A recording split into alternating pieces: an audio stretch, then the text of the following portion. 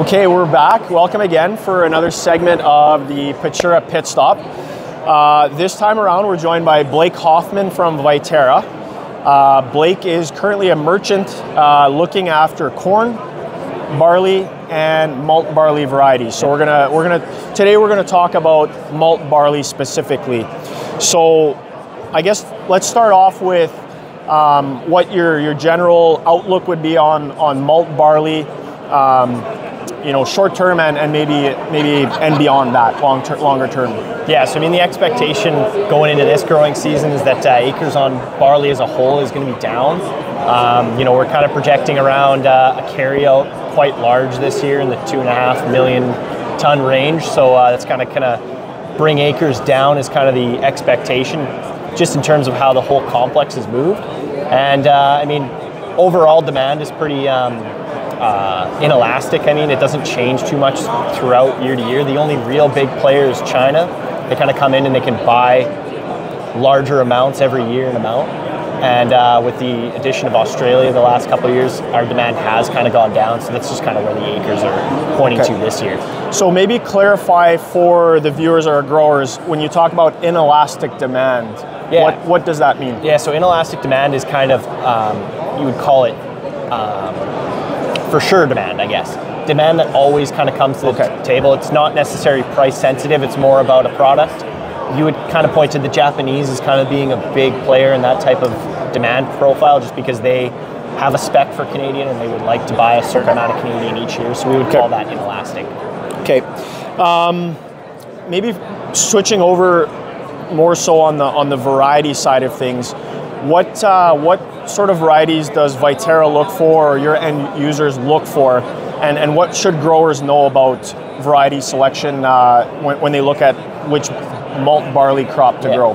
Yeah, so Viterra buys all of the recommended varieties by the CNBTC. Each year they put out their recommended varieties, so I would encourage growers to kind of look into them and see it. But in terms of what they have set up for this year is Copeland and Synergy are going to be your mainstays. They've been around for a few years now. They're going to be your best, movers and sellers. They have the best profile for that. And then you kind of get into your Connects and your Frasers. They're kind of newer on the block. They've got higher yield potential, comparable to kind of like feed varieties that you've been growing on your farm for a few years. They have that kind of potential now. And then there's a new kid on the block, we call him Churchill. Churchill has a really high yield potential that's kind of blown the doors off of the rest of the varieties. It doesn't have as ton of worldwide audience yet, but it's kind of growing. And so that's kind of the 5 that they're recommending this year. Okay. So make sure you contact me or anybody at Patura Seeds if you're looking for any of those varieties. Lastly, I want to touch on varietal purity. I know that's a big thing when it comes to end users, maltsters specifically. Yeah. So what can you share about varietal purity when it comes to malt barley and then what you guys look for in that? So I mean, varietal purity is really important to our market access. That's the big player in it.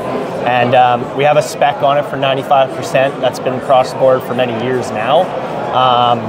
It just comes back to that. So Canada is known for our varieties and what we provide in them, and so varietal purity is a huge important part of that. And the biggest things that you can do to maintain it, contacting your agronomist yourself there and looking into what that means for your farm, as long as on-farm storage practices, moisture, all of that kind of stuff is really important for how you kind of. And one thing I can think of that solves all problems is buying certified seed. Okay, thanks, Blake. Lastly, we're going to do a speed round. So 3 quick questions, 1 or 2 word answers. Yep. So what are you most excited about for the future of ag or the ag industry? I would say market access. If market grows for Canadian products, I think that's good for Canadian farmers. Okay, market access. What color of machinery has caught your eye this year at Ag Days? I'm going to have to say purple. Purple, yeah. Okay. In your position at Viterra, what is the top skill that allows you to succeed in your job? Say adaptability. Adaptability. Okay. All right.